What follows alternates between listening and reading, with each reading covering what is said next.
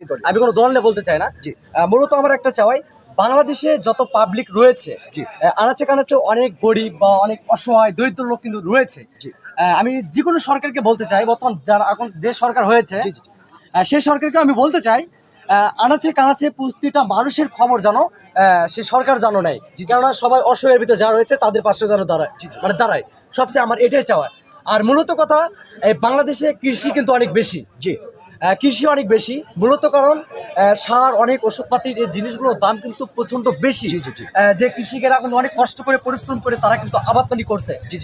সরকারের কাছে আমার একটা চাওয়া, একটা দাবি, সকলকে নিয়ে আমার আশা যে সরকার যেন কৃষকের দিকে তাকায়, কেননা যারা অনেক টাকায় তারা কিন্তু পরিশ্রম করে কাজে লাগাইছে একটা আবাদ করে, যে তারা প্রতিষ্ঠিত কিছু করবে।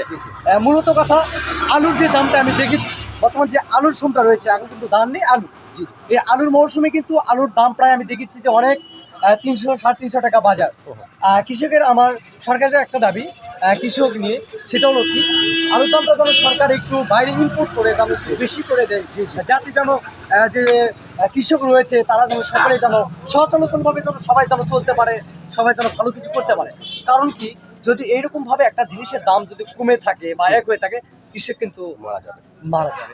আমি চাই যে কৃষক যেন ভালো থাকে, পাশাপাশি বাংলাদেশে আনাচে কানাচে যত মানুষ রয়েছে সকলে যেন ভালো থাকে, সুস্থ থাকে, আর সরকার যেন সকলের প্রতি তাকায়, এটাই আমার সবচেয়ে চাওয়া। অসংখ্য ধন্যবাদ ভাইজান, আপনি সত্যিকারের যে একজন সাহসী মানুষ, আপনি কিন্তু আপনার সাহসিকতার পরিচয় দিয়েছেন। আপনি বেশ কয়েকটি গুরুত্বপূর্ণ বিষয় নিয়ে আলোচনা করেছেন, তার ভিতরে কৃষি খাত নিয়ে আলোচনা করেছেন। একটি কথা আছে যে কৃষক বাঁচলে দেশ বাঁচবে। কৃষক বাঁচলে দেশ বাঁচবে, কৃষক যদি মারা যায় দেশ মারা যাবে, কারণ কৃষকেরা আমাদের জন্য কিন্তু সম্পূর্ণ কোন আল্লাহ। মানুষ হলো, কৃষক হলো হিল্লা। কারণ কৃষকেরা যদি আবাদপানি না করতে পারে, ভালো মতো যদি না করতে পারে, সুযোগ সুবিধা যদি না পায়, তাহলে কৃষকের মাটি কিন্তু নামতে পারবে না, কাজ করতে পারবে না, আবাদ করতে পারবে না। তাহলে আমরা কোথায় যাবো? না খেয়ে কিন্তু মরতে হবে। এই জন্য সরকারকে বারবার আমার বলা, কৃষকের দিকে যেন তাকায়, তাহলে কৃষক যদি ভালো কিছু করে বাংলাদেশটা উন্নতি হবে। কারণ কি, আমাদের মুখের কথাতে বাংলাদেশ কিন্তু উন্নতি হবে না। বাংলাদেশের প্রতিটা জায়গায়, প্রতিটা মাঠে যদি আমরা ভালো কিছু আবাদ পানি বা যে কোনো ইত্যাদি যদি আমরা তৈরি করি, এই দেশ থেকে, বাংলাদেশ থেকে অনেক জায়গায় ইম্পোর্ট করবে সরকার, এতে আমাদের বাংলাদেশে লাভবান হবে।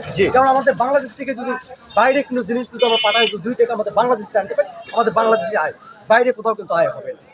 আমি আশা করবো ভাইজান, আপনি গুরুত্বপূর্ণ কথাটি বাংলাদেশের নতুন সরকার গুরুত্বপূর্ণভাবে আমলে নেবে। অসংখ্য ধন্যবাদ আপনাকে। আসসালামু আলাইকুম। দর্শক মণ্ডলী, কথা ভিতরে যদি ভুল হয়ে থাকে, আপনারা নিজ হিসেবে ছোট ভাই থেকে অবশ্যই ক্ষমা করে দেবেন। আসসালামু আলাইকুম, খোদা হাফেজ।